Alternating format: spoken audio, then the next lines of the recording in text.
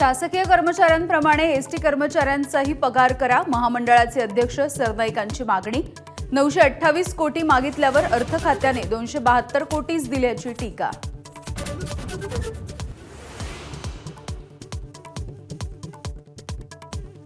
महिला, ज्येष्ठ आणि दिव्यांगांना दिलेल्या सवलतींचा उत्पन्नावरती परिणाम, एसटी कर्मचाऱ्यांच्या पगार कपातीवरती अर्थमंत्री अजित पवार यांचं भाष्य। कर्मचाऱ्यांवरती आंदोलनाची वेळ येऊ देऊ नका, सुळेंचं आवाहन।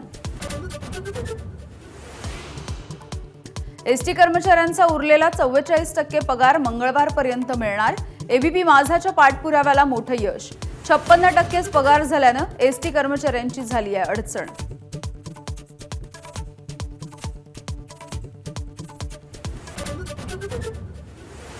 महाराष्ट्रातील रेल्वेसाठी केंद्र सरकारकडून 1,73,000 कोटींच्या प्रकल्पांना मंजुरी।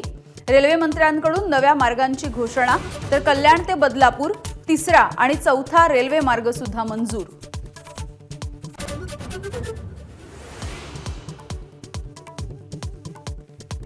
शिवरायांचं स्मारक अरबी समुद्राच्या ऐवजी राजभवनामध्ये व्हावं, खासदार छत्रपती उदयनराजे भोसलेंची मागणी। स्मारकाबाबत शहा फडणवीसांशी बोलल्याची माहिती।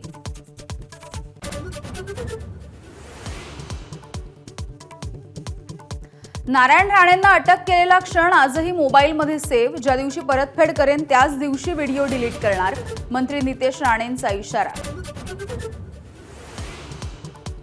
मुंबईमध्ये पाणी टंचाईचं संकट अधिक गडद, टँकर असोसिएशनच्या संपामुळे अनेक अडचणी, 2 दिवसांपासून पाण्याविना नागरिकांचे हाल। ज्येष्ठ गायक सुरेश वाडकरांवरती सरकारी भूखंडाच्या गैरवापराचा ठपका, अकादमीसाठी घेतलेल्या भूखंडावरती केलं विनापरवानगी निवासी बांधकाम, कारवाईचे निर्देश देण्याची जिल्हाधिकाऱ्यांची सरकारकडे मागणी। तुळजापूर ड्रग्सच्या प्रकरणामध्ये नाव येण्याच्या भीतीने 100 जण फरार, आतापर्यंत 35 आरोपींपैकी 14 आरोपींना अटक, 21 अजूनही मोकाट। छत्रपती संभाजीनगर शहरामधल्या महिला छेडछाडीला कंटाळल्या, उच्चभ्रू भागामध्ये बाईकवरून येणाऱ्या तरुणांकडून छेड, तर बारामतीमध्ये तरुणाच्या त्रासाला कंटाळून 16 वर्षांच्या मुलीची आत्महत्या।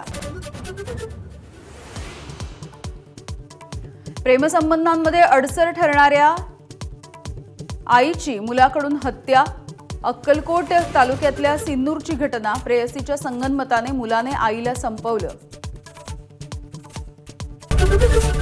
एबीपी माझा, उघडा डोळे बघा नीट।